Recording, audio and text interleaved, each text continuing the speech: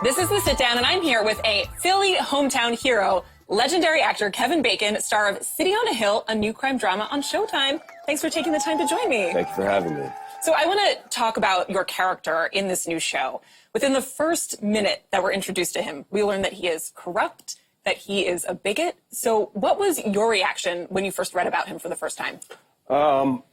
Well, yeah, I mean, it is very, pretty much every scene that Jackie does, he says something offensive, does something corrupt, hurts people, is doing drugs, drinking.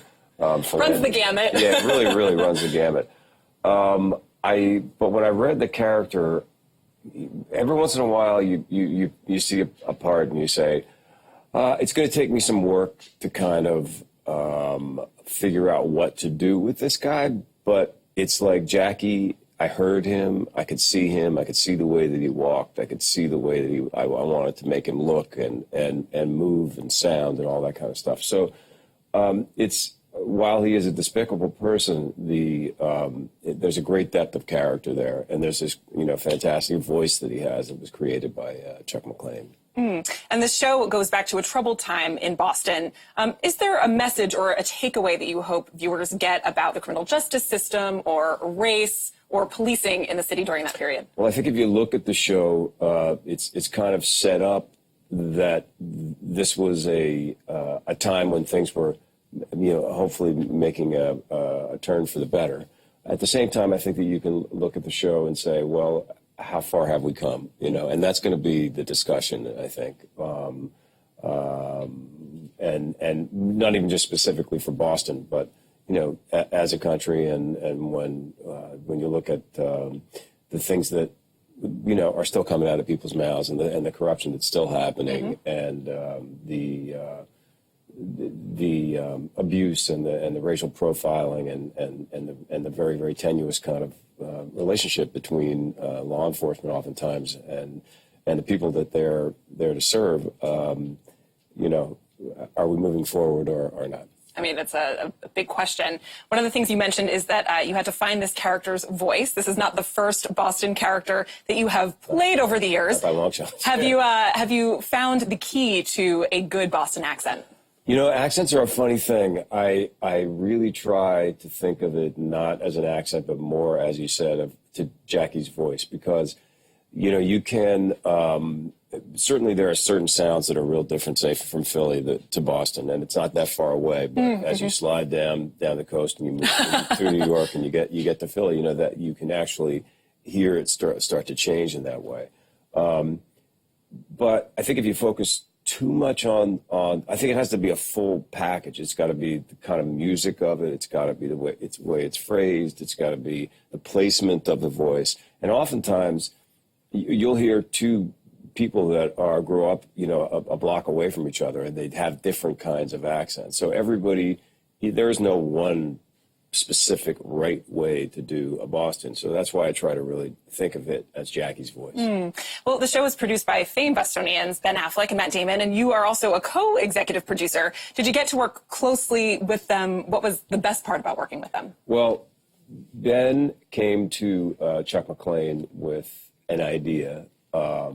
And Chuck McLean is a writer that had worked with him before. He's a really amazing mind, has incredible knowledge of Boston history and politics. And Chuck took that idea and just really kind of ran with it.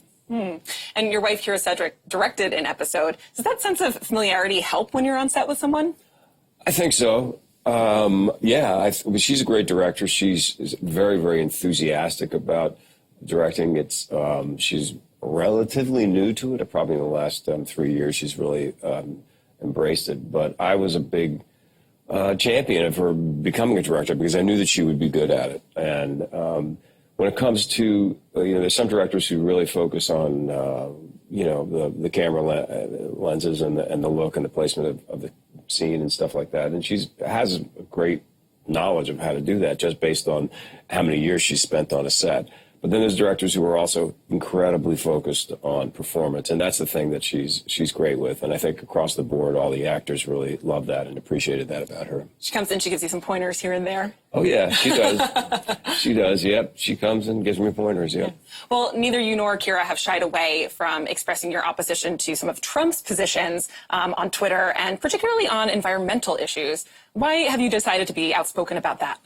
I mean, I think that this is the future of our planet. I think it's astounding how far we've gone backwards since he's been president in terms of environmental law, and now we're at a point where absolute hard facts of science are being constantly questioned, and it blows my mind because in a lot of ways I think that the environment really shouldn't be a political issue. I mean, this is the air that we breathe, the planet that we live on. This is the future of our lives and our children's lives, and the administration's position on the environment is despicable. I want to talk about some of your other work. Fans of the cult favorite Tremors really want to know, will there ever be a series reboot? Is it completely gone?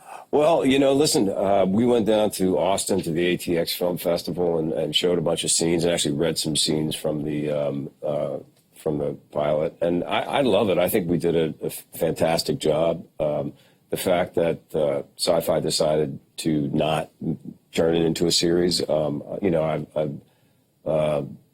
I've come to realize that I'm constantly surprised by the decisions that are made in this business that we're in. But that one is a real head scratcher to me. So who knows? You know, maybe someday. Yeah, who knows? One of the things I mentioned at the beginning of the segment is that you are a Philly hometown hero. And I actually went to a rival high school with a school that you went to, Masterman, right? And you recently actually attended a school reunion. What was that like? Oh, it's fantastic.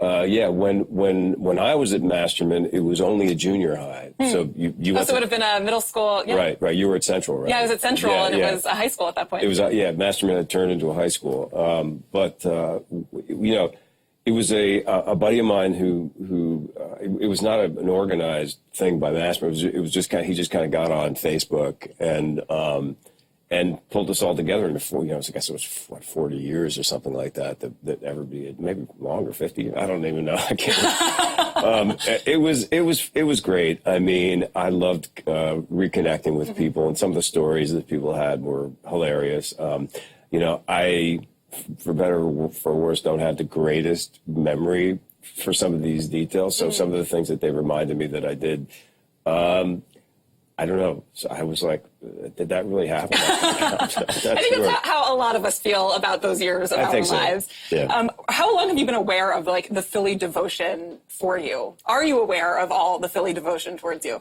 I'm not really aware of that, no. But I do have a very, very soft spot in my heart for that town. And what's amazing to me is that you know, I moved to New York when I was 17. And have shot some things in New York and a ton of things in California and other states. I've shot maybe 7 things in Boston and only 1 in Philly. Where's the love for Philly? Where's the love for Philly? It's not on. my fault. I mean, I would like to go and actually play. I'd love to be. You were talking about Boston accent. I'd love to go down and do a Philly accent. I would say a South Philly, like a South Philly accent. People say going that down the store, get a hoagie and a Coke. Really? Oh, what do you get? A Diet Coke? Yeah. Why? Well, you're on a diet, you know. Got to root for the Eagles, you know. yeah. I'm going to Wawa.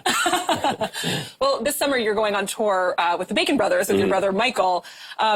Is there anyone that you would really love to collaborate with, or sing some songs with you, even from a different genre? Oh man, there's so many people. But if I had to pick another genre, maybe I'd say, I don't know, Post Malone, maybe. Interesting choice. Interesting collaboration. I guess we'll have to put it out into the world, and hopefully, maybe we can make it happen. Probably not gonna. Well, listen, thank you so much for taking the time to talk to me. Pleasure. And City on a Hill premieres on Sunday on Showtime. Up next, we read some of your tweets.